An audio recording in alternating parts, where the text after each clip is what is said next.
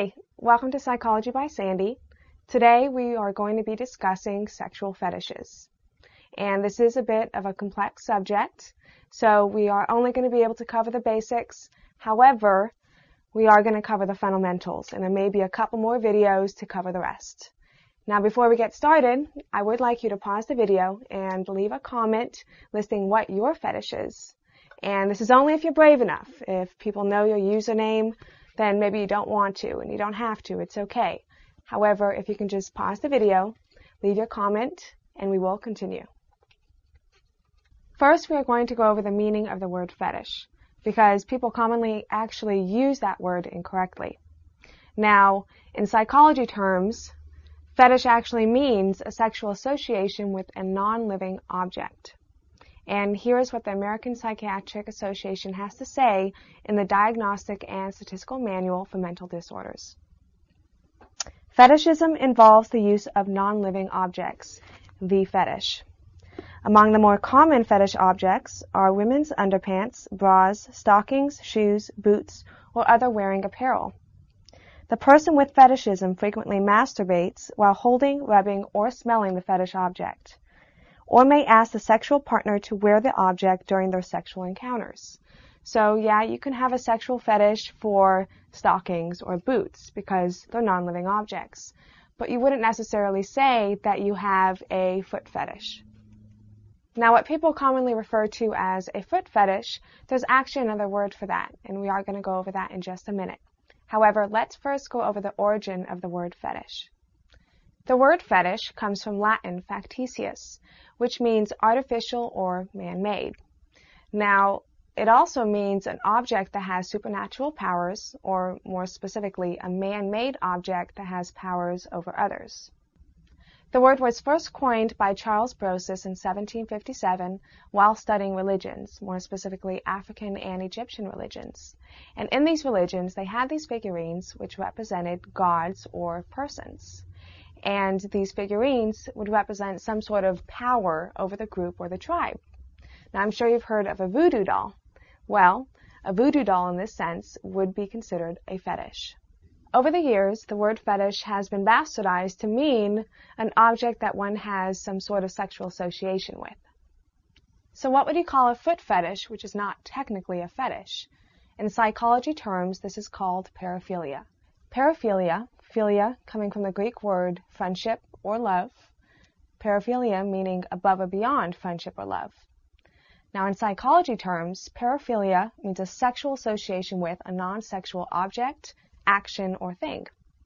So a foot fetish would be a type of paraphilia. However, there's many different types. And here are some pretty crazy examples of some paraphilia. Aquaphilia, arousal from water and or in watery environments, including bathtubs and swimming pools. Incestophilia, sexual attraction to a member of one's own family. Macrophilia, sexual attraction to giants, giantesses, or giant body parts, such as breasts and genitalia. Microphilia, sexual attraction to miniature people or miniature body parts, the opposite of macrophilia.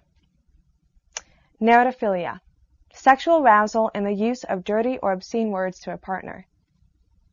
Necrophilia, sexual attraction to corpses. Pedophilia, sexual attraction to prepubescent children. Plisophilia, sexual attraction to stuffed animals and or people dressed in animal costumes. Scediophilia, sexual attraction to cartoon characters. Zoophilia, sexual attraction to animals. So the thing about all these different types of paraphilia is they are psychologically the same thing. It's a sexual association with something not considered sexual. So you take water, children, panties, or plush teddy bears. They are essentially the same psychological phenomena. Sexual associations are very much like mental or emotional associations. Let's say you think of things that make you happy, like a great moment in your life or your car, and there's some things that make you sad or upset. Well, The human mind is capable of producing the emotional associations with things as well as producing sexual associations with things. Now, of course, if you have a sexual association for something which people don't really consider socially acceptable, then you have a paraphilia. The thing you have to understand about psychiatry is they have this box. And whatever's inside the box is considered normal.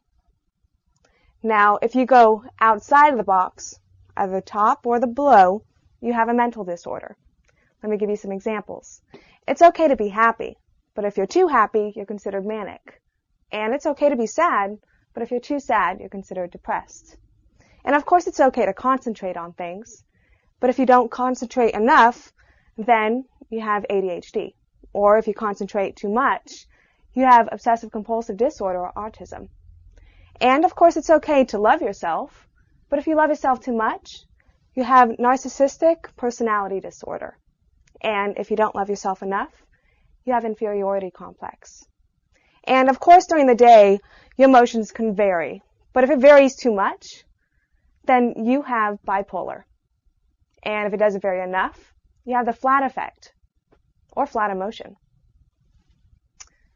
The thing about this box, whatever is inside the box is considered normal. But how does a psychiatrist tell you what is in or outside of the box? What is too little or too much of something? Now, the American Psychiatric Association in the new DSM is planning on creating what's called diagnostic thresholds. So they are going to figure out a system to tell you where the lines are. Now, personally, to be blunt, it's kind of a matter of opinion, arbitrary opinion, and social judgment. Now, let's go back to paraphilia for a second. So, you have a sexual association with a non-sexual object. Well, is that inside the box or is it outside of the box? Now, let's say you have a panty fetish, right? You like panties. Well, that's probably socially acceptable, so you're in the normal box. Now, let's say you like dating 15-year-olds. Well, that is definitely socially unacceptable, so you're going to be labeled with a mental disorder and go to jail. Now, the way that psychiatrists figure out the lines of that box is they look at three things. 1, does it cause you distress? 2, is there an impairment of life functioning? And 3, is it legal? Now, for a couple of examples, let's say you sleep with an underage girl. Well, you're automatically going to be labeled as a pedophile, a mental disorder. Or let's say they catch you with exhibitionism. Well, not only are you going to be criminally prosecuted, but they are going to automatically label you with the mental disorder exhibitionism. So those three things that psychiatrists base it upon, right? Distress, impairment of social function, or is it legal, don't have to be a disease. It can just be a moral problem. You know, it's a judgment. Is it right or is it wrong? Let me give you an example. Let's say you are turned on by teddy bears. Now, do you feel that it's right or wrong that you're turned on by teddy bears? Now, that can cause some distress, can it? Or let's take the case of you doing something illegal. Well, of course, it's going to cause a little bit of impairment of social function if you're thrown in jail for a couple of years. Or let's say you really get off on spanking your wife, and she's not having any of it at all. Well, that's going to cause a little bit of social function impairment as well. So you can have those three things, and it's not a disease. It's either a social judgment or it's a moral decision on whether it's right or it's wrong.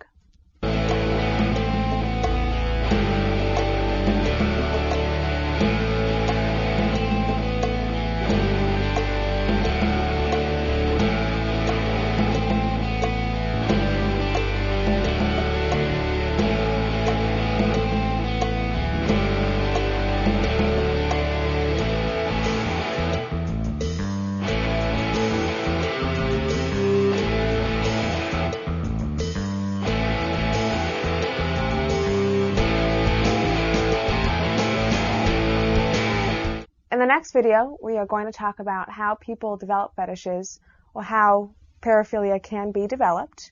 We're also going to be talking about panty fetishes in Japan and also what psychiatrists do to treat paraphilia.